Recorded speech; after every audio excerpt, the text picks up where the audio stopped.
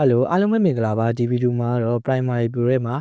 cinematic ဆန်တဲ့စာတန်း intro ဝင်တာတွေကိုမြန်ဘယ်လိုလုပ်လို့ရမလဲဆိုတာပြပြပေးသွားမှာဖြစ်ပါတယ်။ Okay အဲ့ဒါဆိုတော့ကျွန်တော်ပထမဦးဆုံးကျွန်တော်လုပ်ချင်တဲ့ဗီဒီယိုကိုတိုင်းကိုဆွဲထည့်ထားမှာဖြစ်ပါတယ်။ပြီးဒီဗီဒီယိုရဲ့အစကိုကျွန်တော်တို့က transition တစ်ခုထည့်ရမှာဖြစ်ပါတယ်။ Okay အဲ့ဒါဆိုရင်တော့ကျွန်တော်ပထမဦးဆုံး FX ဆိုတဲ့ panel ထဲမှာပြီး video transition ကိုဖွင့်လိုက်ပါ။ပြီးရင် dissolve print dissolve ဆိုတဲ့ effect လေးကိုဗီဒီယိုရဲ့ရှေ့ကိုဆွဲထည့်လိုက်ရမှာဖြစ်ပါတယ်။အဲ့ဒါဆိုပြန်ဖွင့်ကြည့်လိုက်မယ်ဆိုရင်ဖြည်းဖြည်းပေါ်လာတာပဲဖြစ်ပါတယ်။ Okay အဲ့ effect လေးရဲ့ဘေးကိုဒီလိုလေးမောက်လေးထောက်လိုက်မယ်ဆိုရင်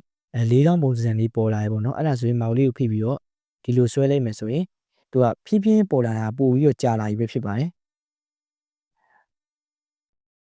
Okay ပြီးရင်ကျွန်တော်တို့ကစာတန်းထိုးမှာဖြစ်တဲ့အတွက်ကျွန်တော်စာတန်းတစ်ခုထိုးလိုက်ပါမယ်။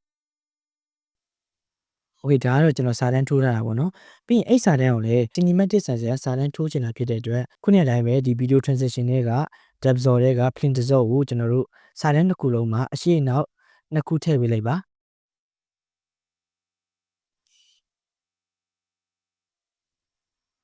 ဒါဆိုရင်ကျွန်တော်အစအနေပြန်ကြည့်မယ်ဆိုရင်ဗီဒီယိုတဖြည်းဖြည်းပွင့်လာတယ်ပြီးစာတန်းတစ်ခုကဖြည်းဖြည်းပွင့်မယ်ပြီးပြန်ပိတ်သွားတယ်။ Okay ပါဒါဆိုရင်တော့ဗီဒီယိုတစ်ပုဒ်မှာ cinematic ဆန်စာတန်းထိုးတာကိုမြန်ဘယ်လိုလုပ်လို့ရလဲဆိုတာသိသွားပြီလို့ထင်ပါတယ်။အားလုံးကျေးဇူးတင်ပါတယ်နောက်ဗီဒီယိုမှာပြန်တွေ့ကြပါမယ်